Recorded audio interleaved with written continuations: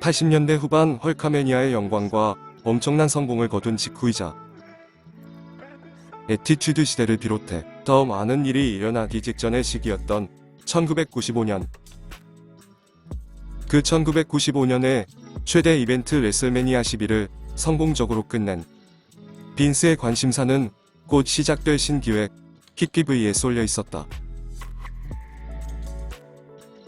WWF의 PPV가 그때까지 로얄 럼블, 레슬매니아, 킹 오브 더 링, 썸머슬램, 서바이버 시리즈 이렇게 연간 5대 PPV에서 거의 2배에 가까운 연간 10회로 확대된 것이 바로 이 1995년의 일이다. 4월 2일 레슬매니아 11 개최로부터 정확히 6주 뒤인 1995년 5월 14일 WWF는 뉴욕 시라큐스에서 기존보다 더 저렴한 2시간짜리 신기획 미니 PPV 인 유어 하우스를 개최한다.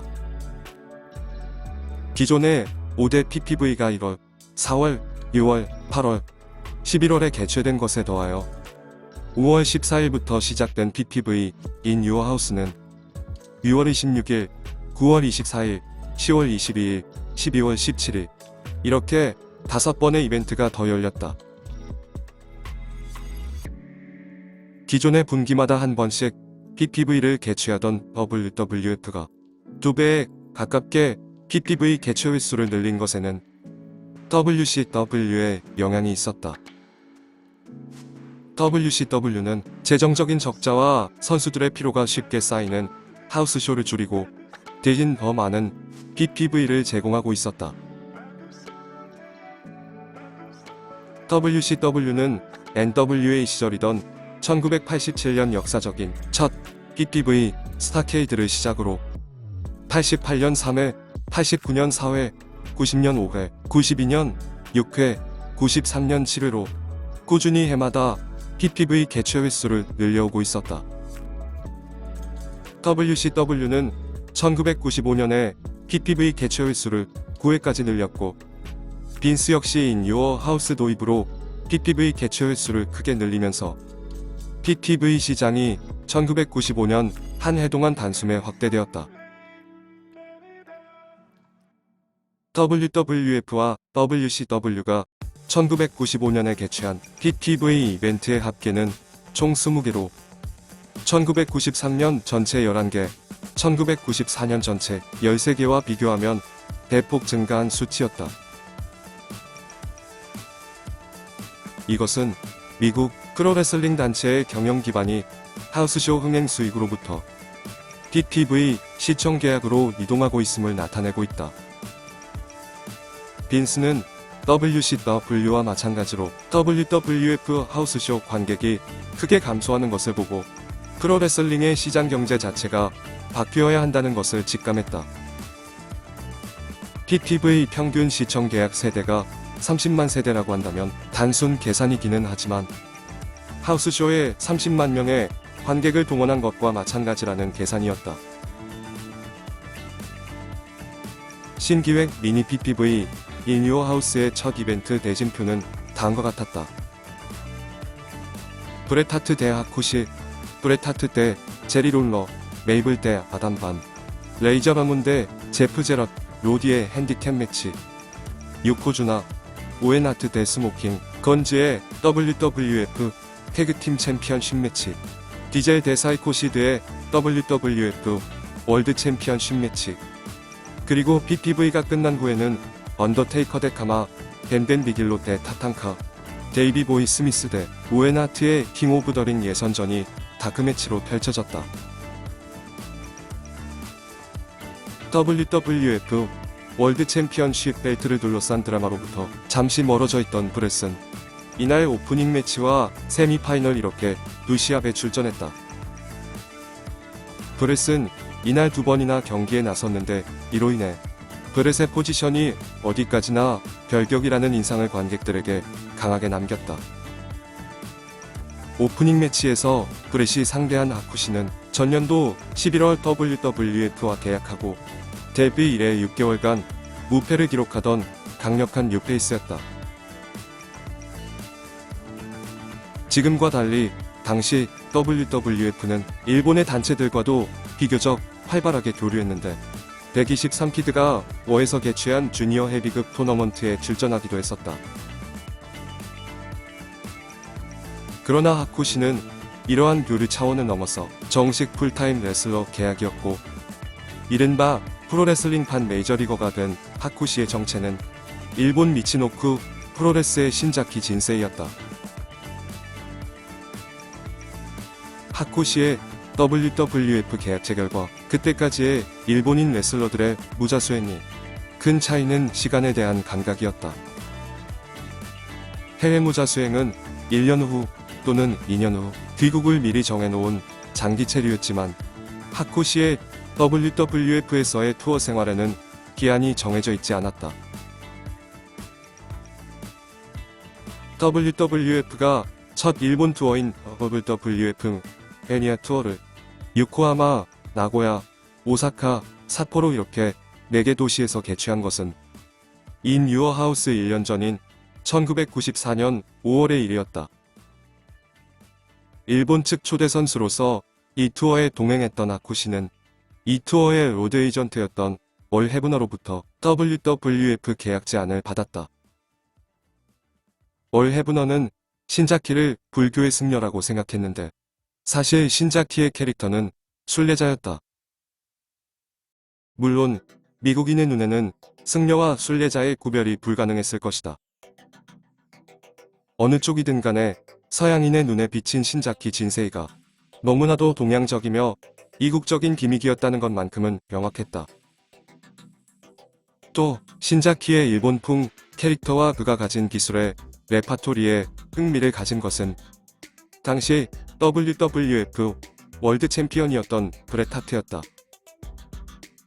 캐나다의 프로레슬링 명소 캘거리 출신으로 본격적인 데뷔를 앞두고 일본인 레슬러들로부터 특훈을 받기도 했던 브렛은 일본인 레슬러와 그 멘탈리티에 특별한 감정을 가지고 있었다고 한다.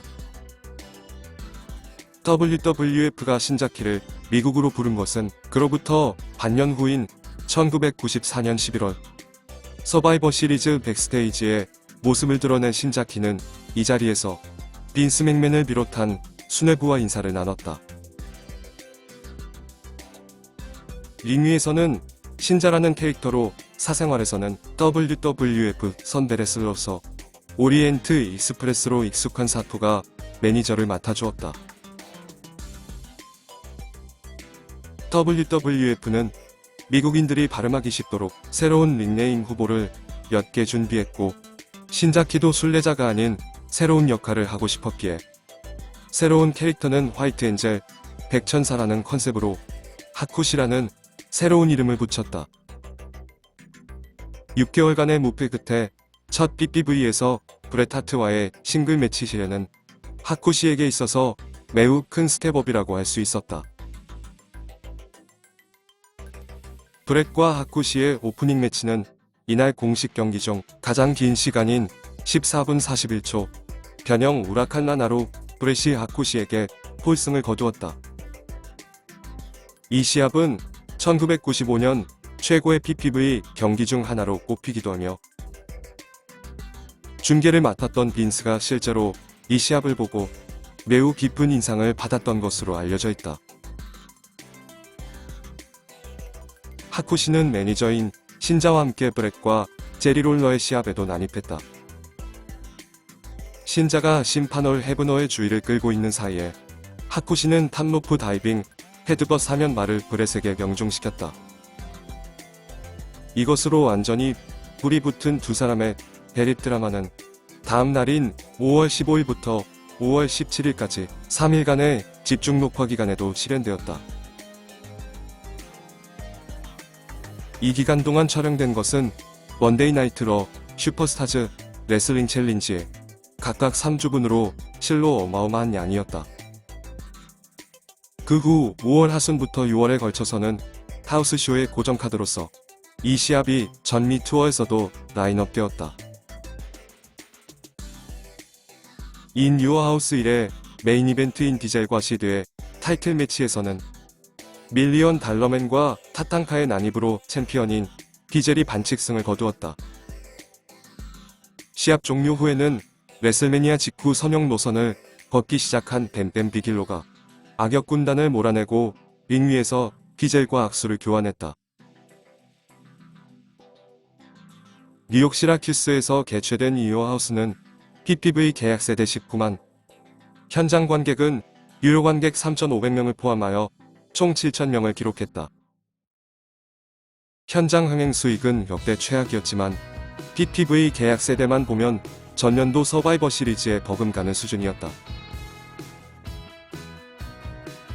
한편 인 유어 하우스 개최 다음날인 1995년 5월 15일 집중 녹화 기간에 촬영된 먼데이 나이트 러의 역사적인 인물이 등장했으니 그가 바로 헌터 허스트 험즐리, 즉 트리플 H였다.